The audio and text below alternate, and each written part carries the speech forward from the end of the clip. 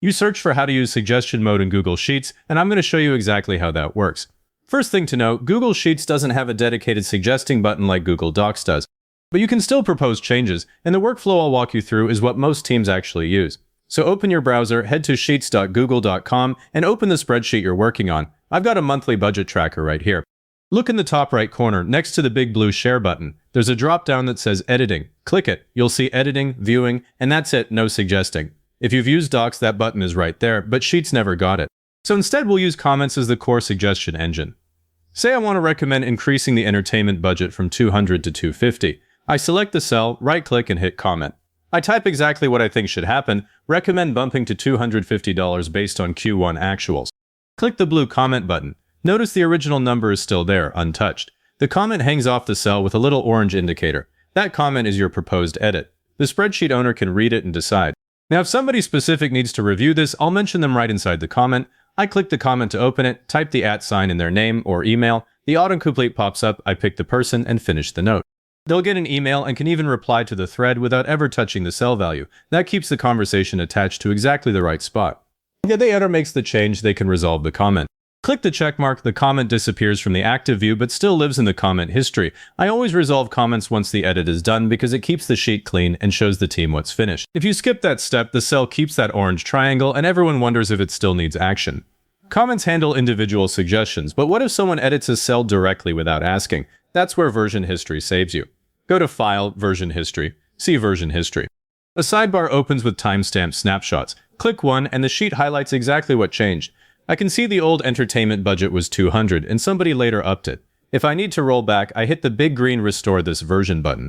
But I'm careful here. Restoring wipes every change made after that timestamp, not just the one cell. I usually note the value and manually retype it if I only need to fix a single field. Still, if the sheet got seriously mangled, this is your undo on a time machine. To prevent that kind of accidental edit in the first place, I use protected ranges. Let's say I want to lock down the formula cells at the bottom. I select the range, right-click, and choose View More Cell Actions, then Protect Range. The panel on the right lets me set permissions. I keep it to only you, so nobody else can edit those formulas. If someone tries, they get a warning pop-up. I do this for any sheet that has important calculations or static reference data. It's way less stress than having to chase down who broke the totals. When I'm bringing a reviewer onto the sheet, I never give them editor access unless they actually need it. Click the Share button up here, type their email, and switch the drop-down from Editor to Commenter. A commentator can see everything, add comments, and reply to threads, but they can't change a single cell. I use this permission level 90% of the time. It's the safest way to collect feedback because even the most well-intentioned collaborator can fat finger a number and not realize it. If I need to quickly check who changed a specific cell and when, I right-click the cell and pick Show Edit History. A little pop-up tells me the last edit, the previous value, and the person's name. Great for a quick audit without opening the full version history. For bigger review cycles where I'm collecting dozens of proposed changes, I'll spin up a separate suggestions sheet. Click the plus sign down here to add a new tab, name it Suggestions. I set up columns, Item, Current Value, Proposed Value, Reason, and Status. In the Status column, I insert a dropdown, go to Insert, Dropdown, and add options like Pending, Approved, Rejected. That way, nobody has to type the status freeform and I get consistent filtering. This keeps all the proposals neatly separate from the live data, and the original sheet stays untouched. I only use this approach when there are a lot of suggestions to track. For one or two, a cell comment is faster. Now let's tie it together. You share the sheet with commenter access. Reviewers drop comments on cells with their proposed values and you get notified. You check version history for any surprises, then apply the agreed changes yourself. Once done, you resolve the comments and the sheet is clean. That's the collaboration loop I've used on real projects, and it covers the same ground suggesting mode would. Before we wrap, there are a couple things you'll probably hit next.